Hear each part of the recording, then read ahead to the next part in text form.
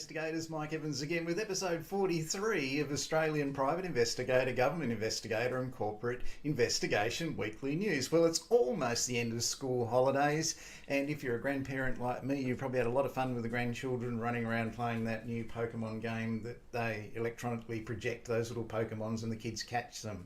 Had great fun doing that during the school holidays. I'm sure other grandparents did too.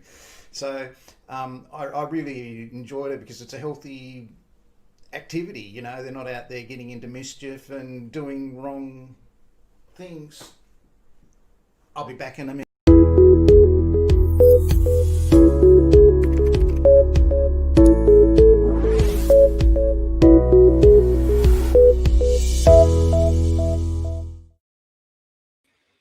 Okay, I just grounded my grandchildren for life for projecting Pokemons onto my live stream. I'm Mike Evans from the Australian Security Academy, and this is the weekly program for private investigators, government investigators and corporate investigators who actually enjoy taking statements and writing reports. That's how exciting this program gets, and that's how exciting the people who watch it are too, I'm sure. Today we've got a packed program with all sorts of interesting stuff from the week that's happened in private investigations, government investigations and corporate investigations throughout Australia. We've got job vacancies, we've got people who had promotions, we've got information for people who are studying investigations in investigations and emerging investigations. Some of the stuff we will cover today is what to do if the police come and approach you when you're on surveillance. What do you do?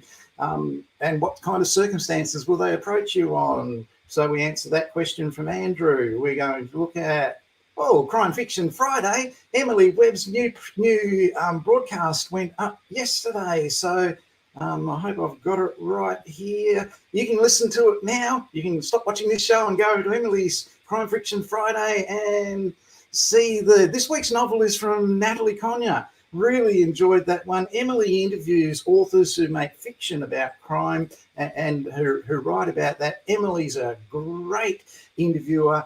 Get over there and have a look at that when you can, if it's raining on the weekend like it is here on the Gold Coast. Last week, we looked at some of the people involved in investigations throughout Australia, and this guy made a post earlier in the week. This is Mario Beckus. He put up a post and basically...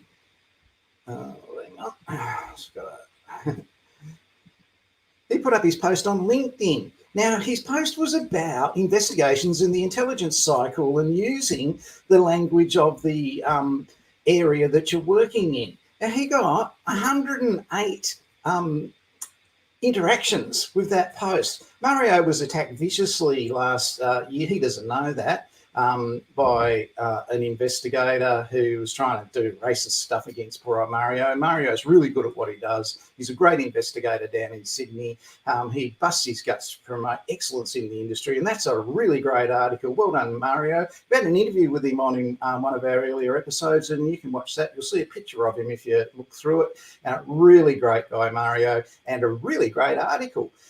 Some of the things that came out of that article, some of the local dialects in Tasmania, for example, how they say things down there, like Launceston, it's expressed Launceston, stuff like that. There's a place outside Launceston that sounds like Breadalbane, but it's pronounced Breadalbane.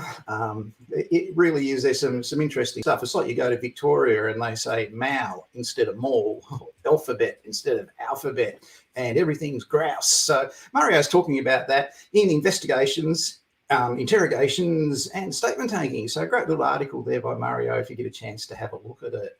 So that happened this week. He's certainly got some great interaction. There's some other pictures of Mario on his Facebook page, really worth looking at. I missed it, but in late December, the stolen motor vehicle figures came out. You can Google this, basically. It came out in the news. It's just pretty much the same old as 10-year-old vehicles that are stolen, mostly Commodores are the most popular. But what you should get your head around as a general insurance investigator who does general insurance investigations for stolen motor vehicles is if you read through that article and do your calculations, you'll see that a vehicle is stolen in Australia every 9 minutes and 30 seconds. So that's blown out a little bit than the way it used to be. It's harder to steal a car now. You've got to break into the house and take the keys rather than carry the old worn down key method. You can still use that in some areas, but the most stolen cars are listed there by brand and type, make, model, whatever. And you can see that if you want to Google the stolen motor vehicle figures from late December. Really important thing coming up. There's not much happening in industry associations at the moment because nobody knows what's going on. Queensland in Brisbane's gone into lockdown and the shops are getting panic bought out of toilet paper all around where I live on the Gold Coast. So I haven't been to the shop, but this is what they're saying on all the local little Facebook chats. And so that's happened here. But some of the things coming up that not really Investigation Industry Association, but there's a fraud conference coming up in Sydney, and that's on the 18th of May in 2021. You can look up that. It's a 10th Annual Fraud and Risk Management Summit, and you can just Google that on the internet and it'll tell you that. And they've got all these, speakers from overseas that are involved in this and that, and it's very questionable relevance to what you will be doing as a fraud and risk investigator in Australia. But there are two standout speakers you can't afford to miss that are both speaking at that conference. Ken Gamble, this is not in any particular order, but Ken Gamble is one of them. So Ken's going to be speaking at that conference, and he will be speaking on day 2. And he'll be talking about growing tactical defences to detect, tackle and manage fraud. Now, Ken Gamble's going to present in a conference. I'm going to watch that. So I'll certainly be there, and I'll say good day to me. We might even do a live stream from there. But I want to see what Ken has to say because he knows what he's talking about. So that's Ken Gamble's presentation. And the other one is Mick Simmons. I've mentioned Mick before in this program. Mick's presenting in the conference, and he is taking a workshop on day 3. Now, the workshop is basically coming up, if I can get it. His is tackling fraud during the procurement process. If you go back 3 of these programs, 3 Fridays ago, or whenever I did these live streams, we're talking about the procurement process being the biggest issue for HR managers in government investigation departments in Australia.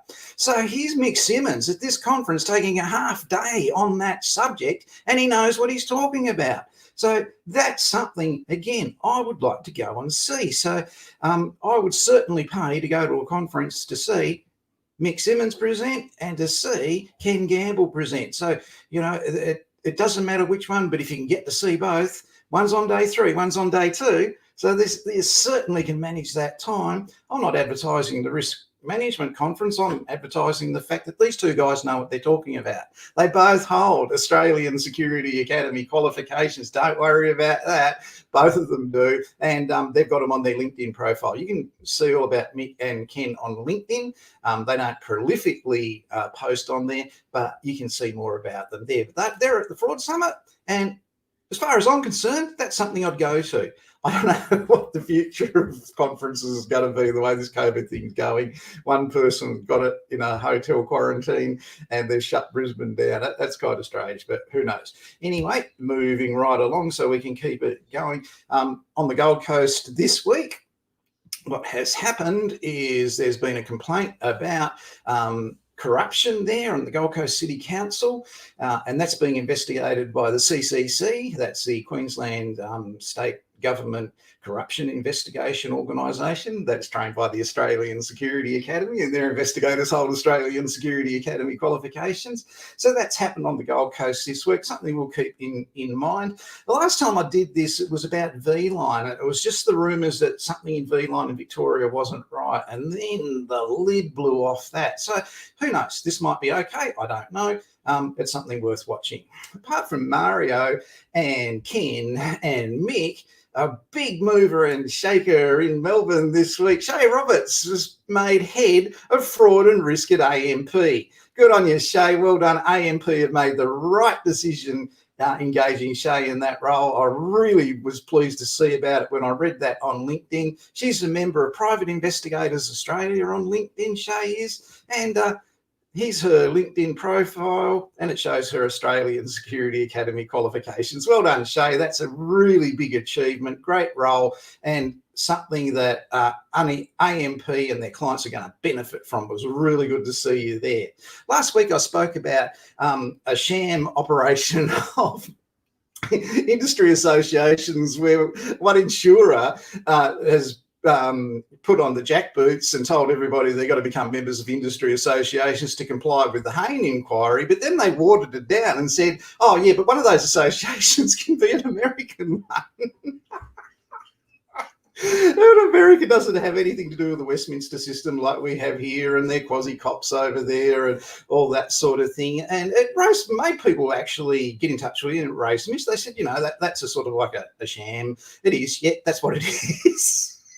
Australia has the AIPI, the AISP, great industry associations. Anyone could have joined them in the last 10 years. It's not like it's a big deal this last year when it's been made a big deal, right? Anyone could have at any time joined those and participated in it and improved their industry. But no, they get on Facebook and bitch about it. So don't listen to people bitch. Only listen to people that improve. Mario Beckers, Ken Gamble, Mick Simmons, Jay, those sorts of people. They know what they're talking about. But the interest came out, what are the 3 civil investigation scams, the biggest ones that are out there? The number one civil investigation scam is ghosting in surveillance. That's where someone reckons they went and did a surveillance job, charges the investigation agency for it, and they didn't do it. They didn't turn up. So that's called ghosting. So that's the number one civil investigation scam. The person's probably got 3 jobs on. They've probably got a drug or a gambling habit, whatever, and they pretend they're somewhere and they don't. This comes unstuck when they arrive at medical appointments that the surveillance operative wasn't told about, or they engage someone like me to follow and monitor the actual work of that surveillance operative. So that's one of the services we offer. But ghosting is the number one issue, and when it happens to you, it's gut-wrenching because this person is usually someone you trusted. They've got good results, over the years, and now it's all fallen apart at this point. The second biggest scam in civil investigations in Australia is bilking by third-party intermediaries. Now, what's that? Well, you heard about, I just mentioned the Hayne inquiry, and they said everybody should, as a result, someone interpreted that will make all our surveillance operatives members of industry associations, and that's going to be a good thing. So that was something that was done by an organisation to say that to comply with the Hayne inquiry. So if you're going to get work, you have to do that. That's what they said. Now, what happens is insurance companies engage law firms to manage their investigations for them in some circumstances, and those law firms are appointed to a law panel. Now, these are run by lawyers and barristers, and they only make right decisions. And every now and again, you'll get one of those that says to the suppliers of investigative services to that insurer, well, we're going to add $25 per job, per investigation, on to our fee for engaging you. So you have to pay us $25 for every one of those 100 investigations we send you a week. Now, that is unknown by the insurance company, and it's bilking by that law firm. It happens. It's happened at large scale over the years. I'm not saying it's happening now, but it's one of the top 3 civil investigation scams that happens in Australia. Now, the last one is unlicensed investigators. You'd be hard-pressed to find an unlicensed investigator doing general insurance as a result of the Hayne inquiry at the moment. That would be just about very difficult to do. Go back 2 years ago, before Hayne, you would have found a lot of people unlicensed doing surveillance and factual investigations for general insurance, particularly in New South Wales, because they don't monitor it at the regulatory authority. They do in Victoria. They do actually monitor it. They do check. I'll talk more about that later. But unlicensed investigators, it's still possible in workers' compensation, in bullying, harassment and psychological injury investigations. So that's the third biggest scam, is people out there purporting to be legally engaged investigators, but they are not legally engaged investigators. So there's three things you should be aware of. If you're going to open up your own investigation business, you should be totally aware of that. This week, people, I was going to go straight to my question of the week. Now, the question of the week this week comes from Andrew. Andrew has said, look, I've worked in the investigation industry for a while as a surveillance operative, and I want to know, because it's only happened to me on a couple of occasions, what your instructions would be if approached by the police when you're out on surveillance. Now, it's going to happen. All right. You are going to be out on surveillance and you mind your own business. You could have been there for 10 minutes. You could have been there for 5 days. And the police come along, put their sirens on, draw all this attention to you, park behind you and get out and ask you what you're doing. And in some circumstances, you'll have contacted the police radio room, as you are required to do in some circumstances, and told them you're there. Now, what do you do? Now, the first thing you've got to do here is understand policing and police thinking, okay? It's not all police just giving you grief. Other police give police grief. And it goes a bit like this. So what will happen, there'll be a couple of police officers out and they'll be on a speed camera. It'll be 3 o'clock in the morning and they'll be sitting there and the sergeant will leave the young trainee police officer there by themselves because been called into the station and the young trainee's left there and told not to do anything. So they start playing with their speed camera, pretending they're shooting Pokemons and stuff like that. It's a nice warm, balmy night, you know, and then after he shoots his Pokemon, he does the floss, this sort of thing goes on. And the young police officer's out by himself. Now, the sergeant that went off was genuinely gone because he had to go back to the station to help out with the domestic violence situations that were there going on and process those domestic violence lockups for that Saturday night. So the young constable's out by themselves and they decide that they're going to pull over this speeding driver that's coming up the road. The speeding driver's 11 kilometres over the limit. Now, they've just done that, just caught him on the camera. That radar's gone directly to the computer into the police car, and this driver's being pulled over. The young constable's doing the floss in celebration, and the constable walks up to the police car, and sitting at the wheel of the police car is the Chief Commissioner of Police. Now, she looks at him and says, well, now what are you going to do, Constable? She knows she was 11 kilometres over. She knows it's 3 o'clock in the morning. She knows she's tired and crabby, and she can have this guy transferred to southern Antarctic and be a police officer down there in an igloo for the rest of his life. And he's fully aware of that too, because last time he saw her, she was standing between the Premier and the Prime Minister having a photo taken. So the young police officer has to make a big decision at this point. And that big decision is, well, am I going to book the Chief Commissioner of Police, or what am I going to do? This is police giving other police grief. So he says to her very quickly, I think I'll check your tyres. And they look right, so off you go. So that's what happens, okay? So it's a common thing that will happen. It's not always going to be the Chief Commissioner. It might just be the local sergeant. Who cares?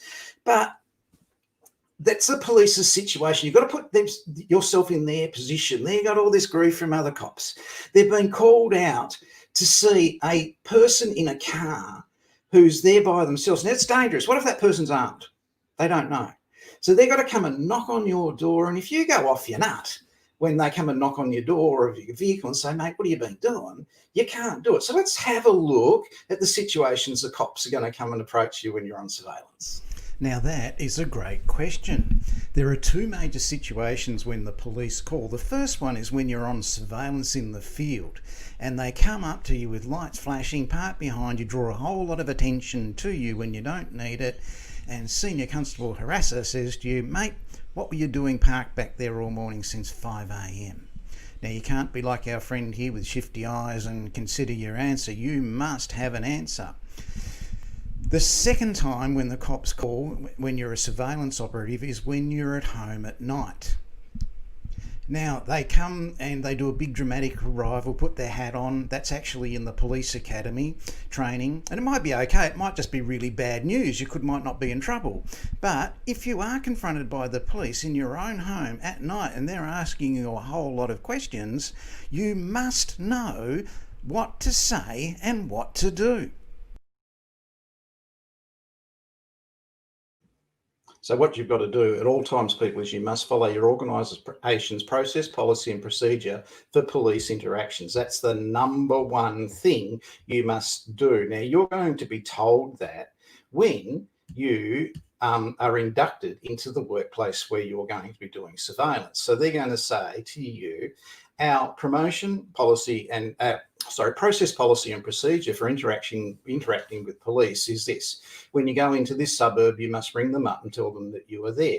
When you go into this suburb, you must go into the station and fill out the book and tell them when you went in and fill it out when you came back out, because Sanctuary Cove in Queensland is a really dangerous suburb. You saw that in some of the videos we played last week.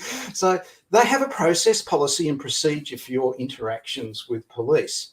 Now, if you can imagine, put yourself in their position. If they're a country copper and they're based 40 kilometres away from where you're doing surveillance all this week, and they have to drive that 40 kilometres to come and see you, and you didn't tell them who you are and what you're doing and that you're there, they're going to be pretty pissed off. They're not going to be helping you whatsoever. But you follow your process, policy and procedure first. You do that, your boss will tell you what to do. It's going to happen. Be prepared for it. If you're out on 5 days straight in an area where you can't go somewhere else, they're going to come and knock on your door and ask you what you're doing. If you're in one of those areas or you're doing a job that you can't tell them. If you're not sure that they're police, ask for identification. If they haven't got any identification, then they're not police. Now, I constantly harp about this. People pretending to be police with badges, people pretending that they've got blue lights, people that, use police to get into police databases. They're all crooks. Okay, so if someone hasn't got any police identification, you don't tell them anything. You don't confirm anything. You don't deny anything. You use one of the applicable 5 layers of pretext: quick, short, limited, long-term, subsequent, from your covert surveillance course. So you go into that mode. I wouldn't do that with police. It's only people who claim to be police but don't have any ID. Know that you are required to show your state private investigator licence on demand. Okay, so be very wary of that. If someone comes up to you and says, I want to see your licence, mate, well, they've got your rego of your car. So really, you're going to have to follow your process, policy and procedure. Now, that is when it happens in your vehicle, okay? And mostly, they'll check your licence, they'll ring up and check and confirm, or they'll run your rego, and then they'll come and give it back to you and leave you alone, okay? That's usually what will happen. They might give you a little bit of a lecture about, you could have told me you're here, you're upsetting the neighbours, or who cares? But that's what you do. It's going to happen. It really is going to happen. But what do you do if the cops come around to your house, park outside in broad daylight in summer, in daylight saving time, put on that hat and do the police officer strut up to your door? And like I say, you might not be in trouble. They might be just delivering really bad news, which is good. You're not in trouble as a PI. But you don't, open the door and pull your camera out and shove it in their face and go, what are you doing? Your integrity, your cops, what about your integrity? Like, a dickhead in a surveillance investigator hate group. You don't do that. They go off their nut and, wave camera. Yeah, your integrity, your compass, what are you doing? You don't. And you don't do that because they're not there to cause trouble for you, okay? In some states, they are required by law to come around to your house and talk to you. They have no idea why that is. They don't know. And if you haven't done anything wrong, they'll just sit down, have a cup of tea and a bit of a chat. Oh, what's this PI stuff all about? And, how's it pay?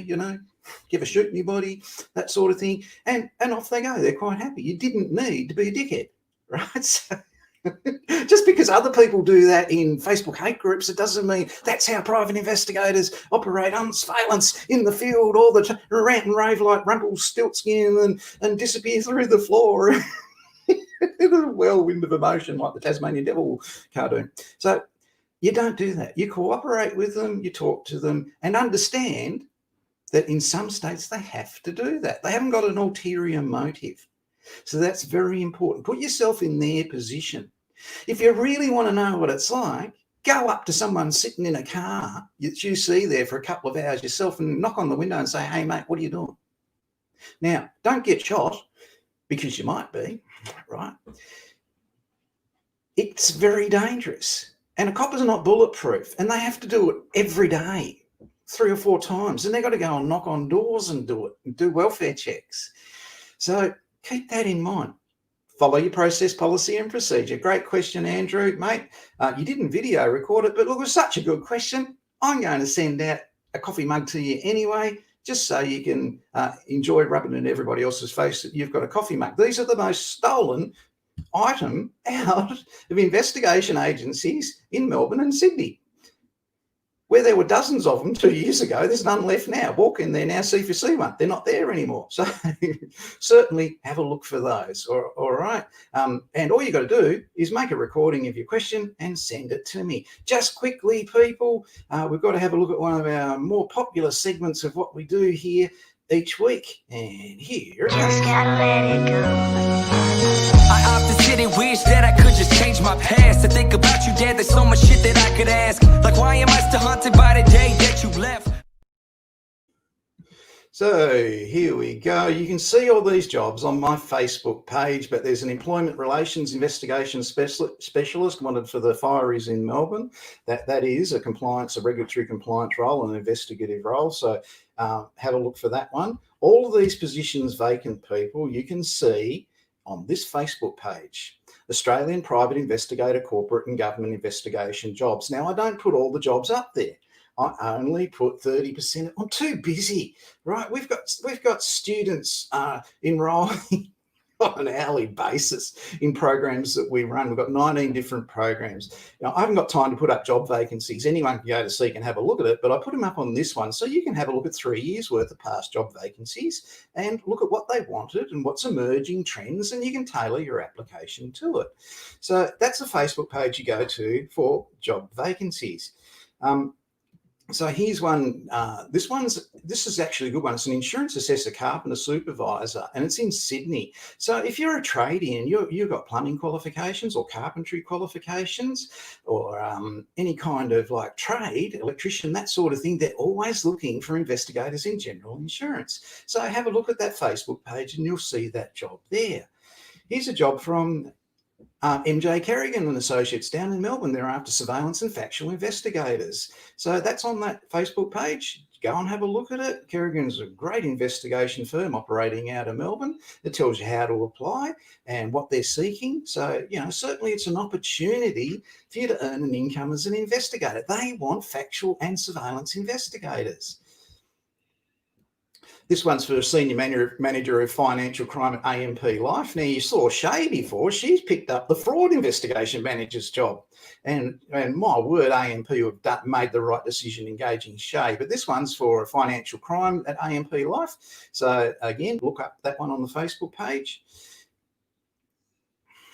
This is factual investigators at M&A Investigations in New South Wales. They want factual investigators.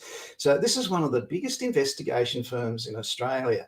They don't toss around with issues like who's a member of what association or whatever. They've got very strict rules. They tell you what the rules are. If you want the job, they've got it. And they've got the work, and they've got the work in droves. They're a great company at M&A. All right, so certainly don't be afraid to get in contact with them. They advertised that job just yesterday. So M&A want investigators. These people in Sydney want investigators. So certainly they're looking for investigators there for workers' compensation. That's on my Facebook group page. Have a look at it. I've already done that one. A couple of ones that came in late today. Nope, sorry. Haven't put them up, but Clarity Investigations in Melbourne are looking for investigators. So that's on my Facebook page. Have a look at it. They want factual investigators in Melbourne. I've got job vacancies everywhere. Why aren't you studying to be a private investigator if you're in Sydney or Melbourne? You should be really looking at those job vacancies. And there's one on the Gold Coast as well for a loss adjuster investigator. You don't have to be a qualified loss adjuster. Okay. Now, the reason they've got that job, it's a 6-month contract job, is because of all the storms we've had recently, and they're a general insurance investigation firm, and people have had damage to their houses, roofs, whatever, and they need an investigator to go out and interview people in relation to what they do. So that's an opportunity there on the Gold Coast as well. Done all that, done the fraud conference, squashed all that into my 30 minutes, which I've got. Yeah, people, that really is everything that's been happening in private investigations this week. The one thing I want you to remember, as always, in investigations, what's really important is that your network is your net worth. Keep that in mind. If you want to join a surveillance hate group and hate everybody and hate the industry and hate your life and rant and rave, that's what you'll get. You'll never get any work. You might be happy with that, but nobody wants that. Okay, join an industry association, get in touch with the AISP, get in touch with the AIPI, great associations, go and speak to them and really network with people who know what they're talking about, and don't spread rumour and innuendo just to make themselves feel important. So that's my advice to everybody if you're looking for guidance in investigations in Australia. There's only 7,000 licensed investigators in Australia. So keep that in mind. People, that's the end of our program for this week. I'm going to be back after my Koreans in a minute. I'm going to be talking to my students about statement taking. So that's all we have in private investigator, government investigator and corporate investigator news in Australia for this week. I'm Mike Evans from the Australian Security Academy. 잡았습니다.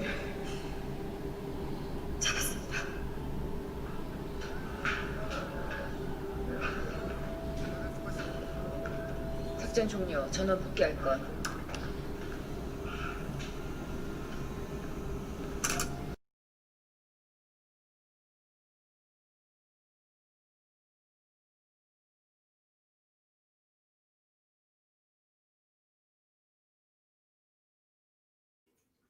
So people, that's the end of that news. And now we're back in with our Australian Security Academy students. And this week we're talking about statement taking, everybody's favourite subject. Now, last week I spoke to you about assessment 1 and 2 in the unit about statement taking for CPP 30619, Certificate 3 in Investigative Services. Now, we went through the first 2 assessments, the 5WH and the signing of stuff, all that sort of thing, as you can see from your assessments that you've got in front of you.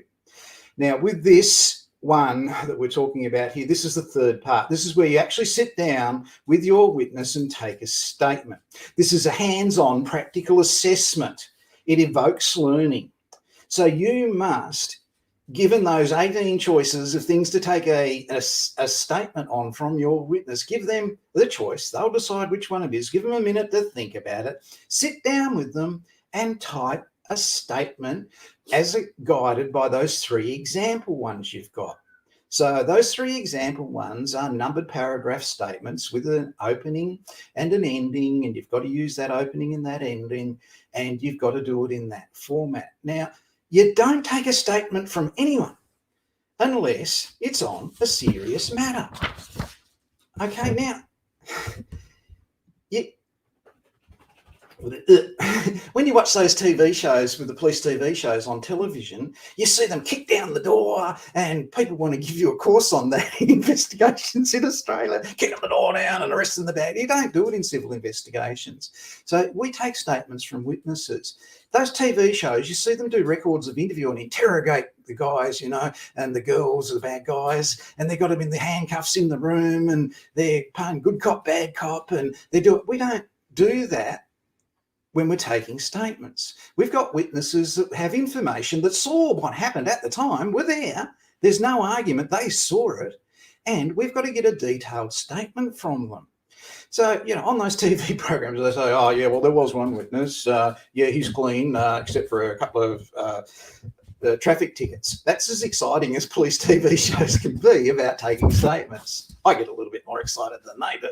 So, you know, you must be able to take that statement. So the common issues with statement taking in our assessments and actually in the real world, which is why there's so many vacancies out there that you saw today for factual investigators, is lack of detail. So if you don't get detail in your statement, you can't have 8 numbered paragraph dot points of 2 sentences and say that's a statement. If it's worth taking a statement on, it's a serious matter. So you take it seriously, even though this is an exercise. And when you take those statements, you'll be able to show these to an employer. This is what you can do as an emerging beginner. And they will look at those and they'll go, oh, yeah, you went to Mike Evans's course, didn't you? And you'll go, yeah. And they'll go, all right, okay. Well, we can work with this because Pat Flynn is oozing throughout this statement that you've just taken. He's taught you, hasn't he? And you'll go, yeah, he did. And you'll know you've done it right. So with your statement taking, like last week, when you actually practice the who, what, where, when, how, the 5WH, which is done universally throughout the world, right? It's not just in Australia, it's not just in America, it's not just in England or Canada. Asia, they do the 5WH, they do. So that's what you use to do your statement. You ask them those clarified detail. What did he do? Or what did she do? Or how did he react? And what did he say? How did he fall? Forwards, sideways, backwards. How did he land? On his right side, on his left side, on his bottom, on his face, do a big face plant. So that's what you're going to be doing, getting detail into those statements. So you use the 5WH and then you combine it with what's in your resources. And your resources for that statement taking, they're probably some of the best resources you can see. You'll see on LinkedIn and Facebook courses that they charge $5,000 for to do statements, and you've got it as one part of 15 units for way less than that, and you've got a better course, and you've got a better practical application, and you've got practice opportunities, and you can show me how good you are, and you can show an employer how good you are at it when you combine the 5WH with that TEDS technique, which you see in those resources. Now, you're going to hear about lots of techniques all the time in investigations. Oh, yes, we use the read technique, which has been kicked out in America because it was so wrong, but it was trendy here for a while, right? Don't go buying into new techniques and all that sort. You only need the TEDS technique, and you combine that with the 5WH technique. And you only learn that in the Australian Security Academy course. So look at your materials, read through them, don't rush it. When you get in front of the person to take this statement with all this detail of the 5WH and all that sort of thing, use the TEDS technique as well. But before you start, you say, tell me what happened. And you sit back and you listen before you start writing. And you listen to their version of events. People want to tell you their worldview. That's what they want to do. And honest people who are witnesses and no reason to lie to you, they will casually start talking about the morning, build up to the incident, the accident they saw, and then they'll express genuine concern about the person who was injured. Liars, they start where they want to start, right? They don't have any concern. They're narcissists, right? They don't have any concern or empathy for anyone that was injured. They're just liars. Right, and you'll see narcissists by what you'll know they're a narcissist by how they act, or how they're just so self-confident that there's you can just see the issues. So get what happened, combine the 5WH and the TEDS technique. Now, when the person looks through those 18 choices of things to make a statement about, they go, oh yeah, well there's this, I can do that one. Yeah, I can do that one. New Year's Eve, I can do that one. The snake, oh, I can do that one. Yeah, I can do that. Oh, I can't really remember a lot about it. In the real world, when you contact someone to say, oh, hi, I'm Mike Evans from ABC Investigations, and I'd like to come and speak to you about the accident you saw on the corner of Smith and Jones Street back in February. Can I make an appointment to come and see you next Tuesday morning or Wednesday afternoon? They'll say, yeah, no problem, I can help you there. But I only saw it very briefly. I can't really help you with much. Now, 99% of people you contact about a statement to something that was an incident, accident, occurrence, they're going to say that. I didn't see very much. I'm not going to be very helpful. Well, 99% of people are going to say that. 100% of accidents, they happen instantaneously. There's no such thing as two snails crawling towards each other very slowly and they hit head on and there's all this damage. It's freight trains hitting head on and it just happens quickly. So when the person's, they don't have to write War and Peace for you. They don't have to tell you what happened. And you're only interested in three things. Now, Chris and Narelle, the trainers for the Australian Security Academy, the lady trainers who teach you statement taking when we do it in class, they say to you, there's only three things you've got to consider with statement taking. That's pre-incident, incident, and post-incident. And they say it with the confidence of 40-year police veterans. That's the way they say it. And they've never been in the police in their lives, but that's what they do because they're so used to people saying, well, I can't help, I don't know, I can't, it was real quick. They don't toss around with that. They just, that's okay, you can help me with what you've got. And they go there and they listen to them and then they get the deed. Who did this? Where were you? Where was that? Were there any obstructions? Was the sun in anybody's eyes? Did anyone say anything? Did the police threaten any charges? Then what happened? Tell me about this. Explain to me where the cars ended up. Show me where you, draw a little stick figure map of where you were. That's what they say. And from that, they get a lot of detail in their statement. And these people who teach you to do this say, don't think you can't do it because you can, right? You don't need a triple degree in Shakespearean theatre to take a statement. You need second year high school English. Really, that's it. Okay? It's very casual, it flows, and it's in the witness's own words. So be confident with your statement taking. So with that assessment, sit the person down, say, tell me what happened, listen to them, and then clarify with 5WH. The things that are missing from statements are usually who else was there, what time it happened, how did they know what time, distances, how did they know how far it was? Did they measure it? Are they a carpenter who measures things all the time? Or are they, how do they know what time it was? Oh, well, I was listening to the radio and it just said the 2 o'clock news. Get all that in the statement. Who else lives there? What's their contact details? If there was a car involved, what make, model, car, colour, car, rego was it? Was the person licensed? Well, I don't know if they were licensed, they're a stranger.